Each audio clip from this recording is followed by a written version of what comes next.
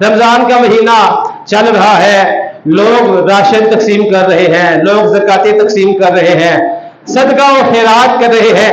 आप सबसे भी मेरे भाइयों में दस्तबस्ता यही अर्ज करूंगा कि अपने इर्द गिर्द देखे, अपने बहन भाइयों को देखे, और सबसे पहले अपने बहन भाई, सबसे पहले सारे बोले, सबसे पहले बहन कौन सी? जो सगी बहन हो, जो सगी बहन हो। समझदार के लिए इशारा ही काफी होता है। आज हम सगी बहनों को छोड़ देते हैं माजरत के साथ। मैं जी फला जगह राशन दे के आया हूं, मैं फला जगह राशन दे के आया हूं, मैं फला जगह राशन दे के आया हूं, सगी बहन भूख से मर रही है। मेरे साथ गिरामी फरमाया करते थे, ये तो वो हिसाब है, घर में आग लगी हो, पानी वाली बाल्टी उठा के बंदा पूरे मोहल्ले में फिरता रहे। है कोई घर जिस घर में आग लगी है मैं उसको बुझा दूं? बंदा पूछे, ये हजरत साहब आपके अपने घर में आग लगी है। तो मेरे भाइयों, ज़कात देनी है, सदका खैरात करना है, पहले अपने रिश्तेदारों को देखे माजरत के साथ। अब जो कल्चर चल निकला है ना, अब तो रिश्तेदार का मुंह देखने को गवारा नहीं करता। कोई रिश्तेदार तरक्की करता है तो दूसरे को वैसे ही जो है ना वो हसद करना शुरू हो जाता है, वो उसको परेशानी लग जाती है कि यार ये तरक्की क्यों कर रहा है। हमारा दीन इस्लाम हमारी ये तरबियत करता है, ज़कात बांटनी है तो सबसे पहले देखे कि आपके रिश्तेदारों में आपका मुस्तहिक कौन है। ठीक है जी, रिश्तेदारों में देखे। और मजे की बात बताऊं, हदीस में ये आया है। किस में आया है? हदीस में ये आया है, जो आपका रिश्तेदार आपसे नाराज है उसको सदका खैरात देना ज्यादा अफजल है। अब गए सारे बुलंद आवाज से सुभान अल्लाह।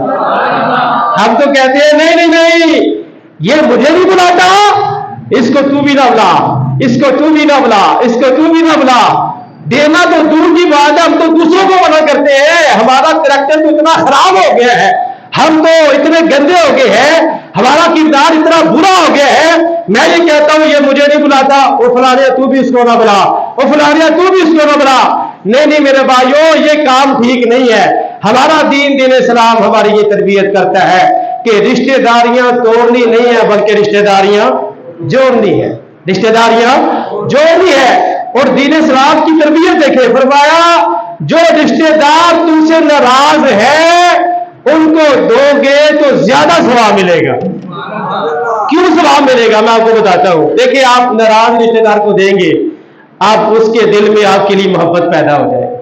वो कहेगा यार ये बंदा मुझे बुलाता भी नहीं था, फिर भी इसे हमारी इतनी फिक्र है कि हम भूखे हैं, इसने खाना भेज दिया है, इसने राशन भेज दिया है, इसने सदका खैरात हमारे साथ मोहब्बत की है। उसके दिल में मोहब्बत आएगी, वो जो रिश्ता टूटा हुआ था वो रिश्ता बहाल हो जाएगा। इस्लाम यही तो चाहता है, इस्लाम यही चाहता है। एक ये बात याद रखे कि रिश्तेदारों को ना भूले, और बिलखुसूस जो आपके नाराज रिश्तेदार है उनको याद रखे। और एक और मसला, लोग कहते हैं जी ज़कात जो है ये बताकर देना जरूरी होता है। लोग कहते हैं, मैं नहीं कहता।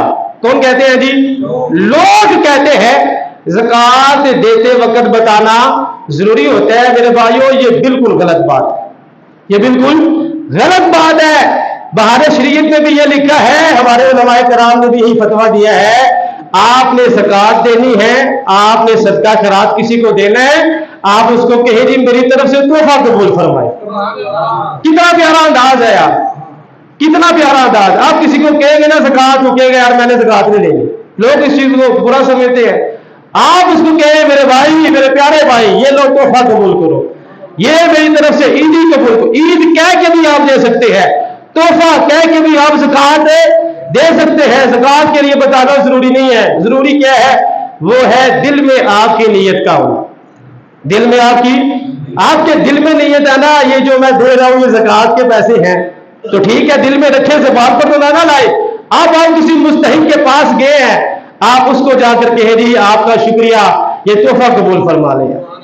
ये अंदाज रखे, किसी का दिल नहीं टूटेगा मेरे भाई। किसी को राशन देना है, उसको ये तोहफा यार, तोहफा कबूल करो, ये मेरी तरफ से ईद रख लो, ये तुम्हारी ईदी है। तो ये अंदाज जब हम रखेंगे मेरे भाइयों, फिर उम्मीद है जो मुस्तहिक हजरात है उनका दिल भी नहीं टूटेगा। और जो ज़कात देने वाले होते हैं ना माज़रत के साथ, ये भी मैंने देखा है, जो देने वाले होते हैं ना वो समझते हैं कि अब हमने इस घर के साथ ताउन कर दिया है, अब हम जो कहें ना, जो कहे ये घर वाले वही करें। फायदा उठाते हैं ना, क्या उठाते हैं जी? फायदा। लो जी मैंने आपको ज़कात दी है, میں نے آپ کو راشن دیا تھا، اب آپ ہمارے ساتھ چلے نا، اب ہمارا آپ کا کام بنتا ہے ہمارے ساتھ کھڑے ہونا۔ بھائی زکات دینی ہے اللہ کی رضا کے لیے، کس کے لیے دینی ہے؟ سارے بولے کس کے لیے دینی ہے؟ اللہ کی رضا کے لیے زکات دینی ہے۔ صدقہ خیرات کرنا ہے کس کے لیے کرنا ہے؟ اللہ کی رضا کے لیے کرنا ہے۔ یہ کلچر بھی ختم ہونا چاہیے میرے بھائی۔ آپ نے دے دیا، دے کے بھول جائے، دائیں ہاتھ سے دے، حدیث کے مطابق دائیں ہاتھ سے دے، بھائی کو پتہ بھی نہ چلے۔ اس انداز میں آپ مستحقین کی، غریبوں کی مدد کریں میرے بھائیوں، لینے لگا کر، پھر اس کے بعد تصویریں کھچا کر، پھر یہ اس طرح کا نظام بنانا، ایک آنے کا تھیلا دینا ہے، غریب کی تصویر لاکھوں بندے دیکھ لیتے ہیں، یہ فلاں بندے نے فلاں سے آٹے کا تھیلا لیا ہے۔ تو ہمارا دین اسلام ہماری یہ تربیت کرتا ہے اچھے طریقے سے زکات نکالے، اور زکات سارے نکالے، سارے زکات نکالے، اتنی زکات نکالے جیسے حضرت عمر بن عبدالعزیز کے زمانے میں لوگ زکات نکالتے تھے، اتنی زکات نکالتے تھے حضرت عمر بن عبدالعزیز کے زمانے میں کہ لوگ دروازہ کھٹکھٹاتے تھے اور کہتے تھے یہ زکات کے پیسے ہیں لے لو۔ گھر والے کہتے تھے کہ تھوڑی دیر پہلے آتے تو ہم نے لے لینا تھا، اب تو ہم خود زکات دینے والے بن گئے۔ یہ انداز تھا حضرت عمر بن عبدالعزیز کے زمانے میں۔ تو وہ فرماتے تھے کہ تھوڑی دیر پہلے آتے زکات لے لینی تھی، لیکن اب تو ہم خود دینے والے بن گئے ہیں۔ تو سارے زکات نکالے، جو زکات نکالنا چاہتا ہے پرسنل پہ مجھے آئے ملے، رابطہ کرے، علماء اہل سنت سے مل کر پوچھے کہ قاری صاحب میری کتنی زکات بنتی ہے۔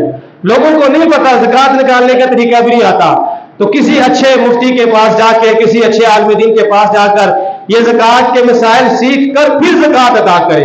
اور جب ہم زکات ادا کریں گے، یہ ہمارے مال کی میل ہے۔ کیا ہے؟